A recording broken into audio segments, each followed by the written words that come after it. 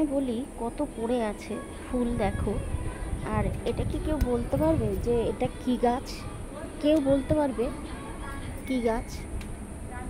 ওহ, কত সুন্দর ফুল ফুটেছে আর পড়ছে, কিন্তু আমি এই ফুলের গাছটার নাম আমি বলবো না। এই গাছটার নাম আমি বলবো না, এটা তোমাদেরকে বলতে হবে যে এটা কি গাছ। যদি বলতে পারো তাহলে তো খুব ভালো, আর অবশ্যই প্রণাম করো, প্রণাম করবে, অবশ্যই প্রণাম করবে আর বলবে যে এটা কি গাছ। আর যদি না বলতে পারো তারপরে আমি বলে দেবো তোমাদেরকে যে এটা কি গাছ।